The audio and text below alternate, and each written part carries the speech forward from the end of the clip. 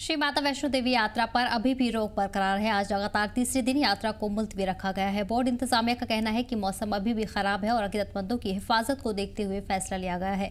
2 दिन पहले हुए दर्दनाक हादसे के बाद हालात बेहद नाजुक हैं। लैंडस्लाइड की चपेट में आकर 34 अकीदतमंदों की मौत हो चुकी है, जबकि कई जख्मी अब भी नारायण अस्पताल में जेर इलाज हैं। इंतजामिया का कहना है कि जब तक मौसम पूरी तरह से ठीक नहीं हो जाता है, तब तक भवन की ओर अकीदतमंदों को जाने की इजाजत नहीं दी जाएगी। फिलहाल सुरक्षा को तरजीह दी जा रही है।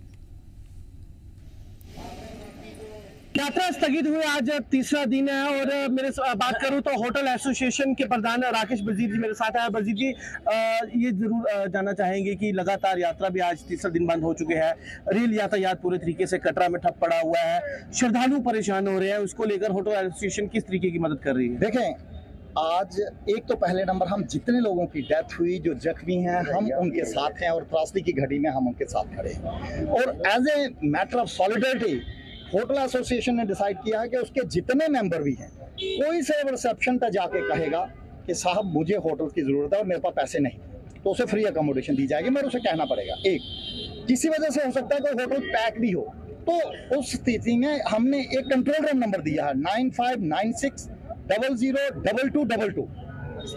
इस नंबर पर सिर्फ फोन करें। अगर वो जिस होटल में गया हुआ है, अगर वो पैक है, उसकी हेडेक खत्म हो जाएगी, उसका इक्विवेलेंट होटल उसे मिल जाएगा।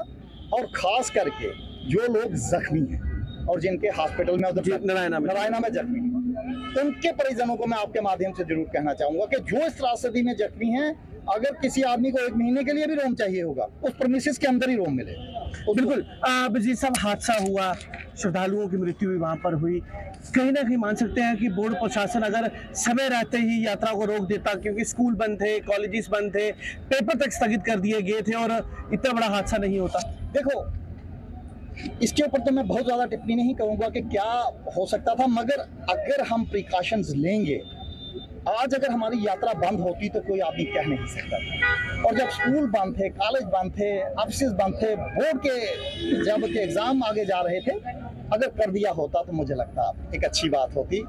और बेशक उसके बाद भी इंसिडेंट हो जाता, क्योंकि कुछ एक लोग ऊपर गए थे, वापस आते हुए भी हो सकता था, मगर उससे ना एक फीलिंग लोगों को जाती है कि जनाब अगर ये हुआ होता तो क्या पता ये चीज़ ना होती। तो मुझे लगता है अगर इस तरीके का अब जो हो गया, हम उस पर टिप्पणी नहीं करेंगे, मगर आगे से जो है श्राइन बोर्ड को हर एक चीज़, इन छोटी छोटी चीज़ों पर ध्यान देने की ज़रूरत है, ताकि इस तरीके का इंसिडेंट कोई भी जिंदगी में ना हो। बिल्कुल। मेरे साथ होटल एसोसिएशन के प्रधान राकेश वजीर से भी थे और इनका भी ये कहना है कि जो भी श्रद्धालु इस समय कटरा में जिसे किसी भी तरीके की जरूरत है, तो वो कटरा के जो उनका होटल एसोसिएशन के द्वारा हेल्पलाइन नंबर जारी किया गया है, उसमें जाकर कॉल भी कर सकता है और रहने और खाने की सुविधा तक अब कटरा होटल एसोसिएशन के द्वारा श्रद्धालुओं को निःशुल्क में दी जा रही है। कटरा से अपने सहयोगी अमन के साथ शुभम शर्मा।